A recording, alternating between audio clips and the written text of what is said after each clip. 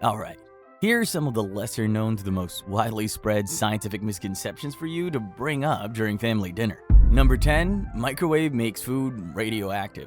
Let's start with one of the most common misconceptions spread by boomers since time immemorial. You've probably heard the phrase nuking your food, which refers to putting something in the microwave to heat it. The origins of this term might lie in the fact that many people believed, and for some reason still believe, that microwaves can turn your food radioactive, which could kill you, or turn you into the next superhero. I mean, what would that even make you? Microwave man? While microwaves emitted by your microwave oven are a type of radiation, they most definitely will not make your food go all Hiroshima. The reason for this being that microwaves are not ionizing radiation. That's the stuff that's dangerous. A microwave oven can only heat food up by shaking up the molecules. It cannot ionize it. Besides, we get exposed to radiation every single day. What do you think sunlight is? So you can tell your grandma to stop worrying about radioactive chicken soup, because this myth has been busted. Besides, the x-rays she's been getting every time her knees hurt are probably more dangerous than a microwave.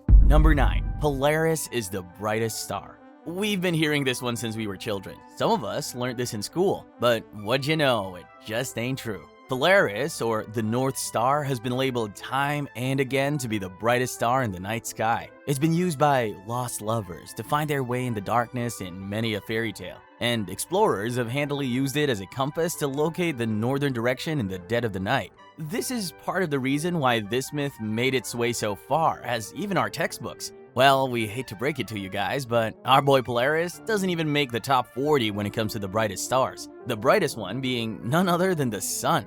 Yeah, big surprise. Whereas Sirius is the brightest in the night sky. Heck, Polaris might not even be visible during the night in the southern hemisphere. It just so happens that it's very easy to locate the North Star, which can then be used to find your directions. Number 8. All dinosaurs had scales. Contrary to popular belief in pop culture, dinosaurs were probably not the big scaly lizards you've seen in movies like Jurassic Park. Although this is still a topic of debate, paleontologists today believe that many dinosaur species had at least some sort of feathers on their bodies. So, kind of like just gigantic chickens that could kill you in an instant. The velociraptors, for example, their arm fossils have small bumps pretty similar to those found on modern-day birds to keep feathers in place. So, like all dinosaurs were fluffy and cute, nope, they'd still tear you apart limb from limb if they could, but with the added functionality of feathers. Most of these dinosaurs could not fly, but their feathers served the function of keeping them warm. You can't blame them, can you? They didn't exactly have raging industrialists causing global warming to heat them up back then. Well, until the giant meteorite arrived. That ended up heating things up a bit too much. Some scientists also believe that the dinosaurs developing feathers might have just been a phase, kind of like every 2010 emo kid. The notorious T-Rex, for example, is believed to have some sort of feathering during younger stages for warmth, but a fully grown T-Rex would not have needed feathers to say hi. Number 7. It takes 7 years to digest gum. Been chewing at a piece of gum for quite some time? Your jaws hurt from the incessant chomping, but you can't find a single trash can to throw it? Well, you have the option to be like your favorite OnlyFans model and just swallow it. Yes, contrary to what your dad might have told you when you were little, chewing gum does not take several years to digest and will not get stuck in your intestines. In fact, if you really want to go down that route, then no amount of years is enough to digest gum, because we literally can't digest chewing gum at all. The reason for this is because it contains ingredients that our digestive system cannot break down.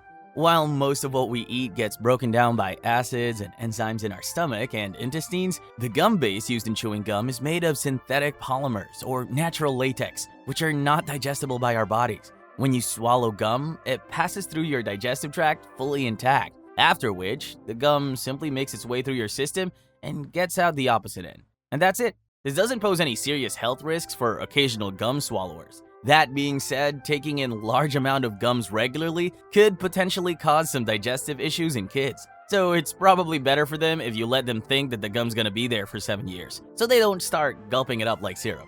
Number 6. Killer whales are just whales. Okay, we've all heard stories about orcas. How they hunt in groups and stalk their prey. Not even the formidable great white shark can stand their might. Maybe that's why they got the name killer whale. But guess what? Orcas aren't whales. Or rather, not just whales.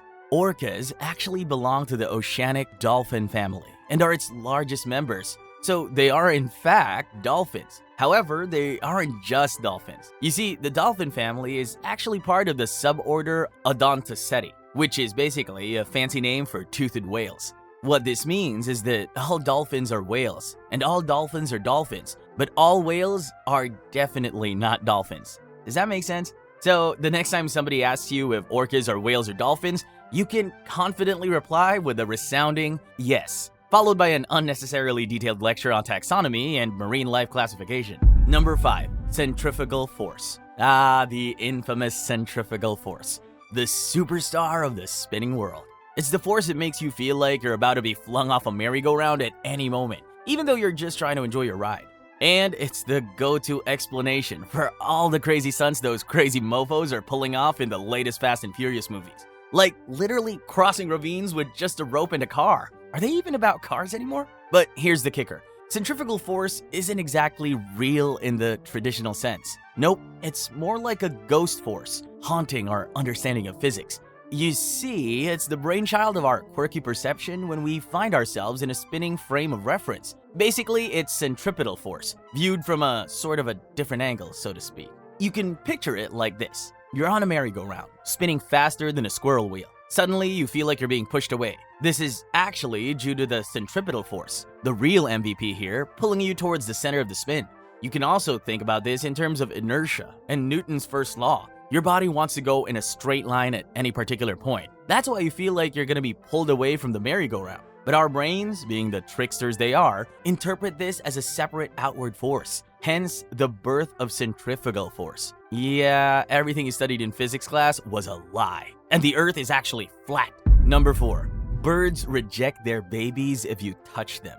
We can all agree that touching children, especially babies, is not right, no matter what the circumstance. But there's another age-old myth surrounding birds that keeps us from touching their kids. You've probably heard this one a lot, that birds will ruthlessly abandon their children upon physical contact with a human like it's some sort of huge omen. Like, it's one thing to hate humans, but abandoning your own kin? That's gotta be insane. And it's because no bird actually does that. This is just some sort of propaganda peddled by bird haters, which is not true. The myth originally came out of the concept that birds can detect human scent. The reality is quite the contrary. They've got a terrible sense of smell and will not reject their babies because of some magical human pheromones. Some people also believe that birds will reject any eggs touched by humans too. And to no surprise, that's false as well. While birds might abandon their nest if a predator disturbs them during or before laying eggs, once a baby is hatched, the parents are going to be quite resilient. So, long story short, you can touch babies and nothing bad is going to happen, as long as they're bird babies, that is. Number 3. Sugar makes children hyperactive. Too many parents have gotten away with their children's bad behavior by using the excuse of the sugar high. I mean, even Harry Styles literally made a song on this too. The theory first came around in the 1970s, when a study revealed that children with low blood sugar, which can ironically be a result of eating too much sugar, exhibited a sort of hyperactivity disorder, making them extremely volatile. In other words, like all those skibbity toilet kids. The theory got way more attention than it was supposed to, and eventually made its way into pop culture, with multiple movies and TV shows referencing the sugar high whenever kids acted out and annoyed the fuck out of everybody.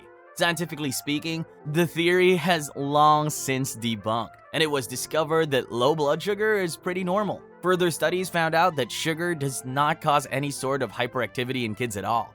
This was even proven through the use of a placebo, when moms were told that their kids were getting high on sugar, but they weren't given jack shit. The moms, as expected, would complain that their kids were acting like jerks, not knowing that they weren't even given sugar in the first place, and they were actually just terrible moms. Sorry. The theory has been disproven many times. But like many of the other misconceptions on the list, it stuck around long enough for people to believe it like the gospel. So the next time your kid behaves like a half-witted buffoon, you have no one else to blame but yourself. Number 2, bats are blind. Here's a really popular one. Contrary to the popular myth, bats are not actually blind. This is just another piece of shameless propaganda against our flying brethren.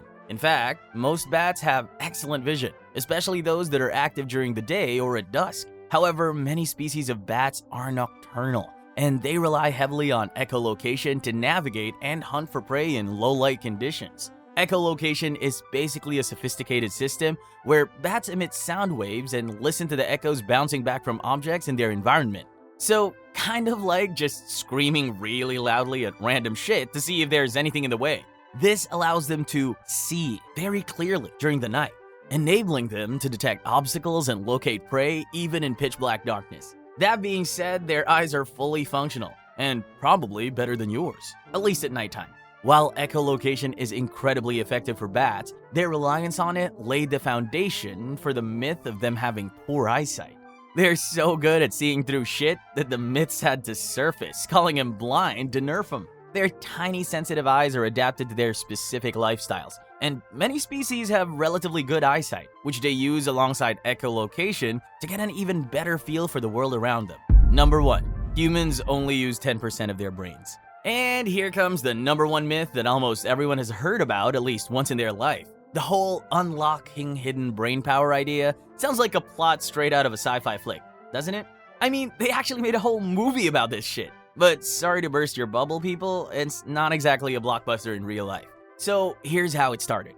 It was believed that about 90% of your brain cells are what we call white matter. They're responsible for supporting your neurons, whereas the other 10% consisted of gray matter, basically the part apparently responsible for your intellect and all other actions. Even if this was true, you couldn't just tap into the white matter, like Goku going Super Saiyan, to magically make your brain more powerful, so claiming the rest of the 90% was stupid to begin with. Modern studies show that the white matter is actually 50 to 60% of our brain, and the rest of the 40 to 50% is taken up by the gray matter, which is enough information to knock the 10% theory over its head. But here's the thing. Slap a fancy MRI scan on your head, and you'll see that even just saying a few words sets off fireworks in more than 10% of your brain. Almost all of the brain is involved in every action you do, so the myth does not hold any substance at all, regardless of how popular it is. So despite what those self-help gurus might say, there's no secret vault of untapped brain power waiting to be unlocked. Your brain's already firing on all cylinders, whether you're solving equations or deciding what to have for lunch. That's it for today. Go show off your new knowledge at the family dinner. See ya!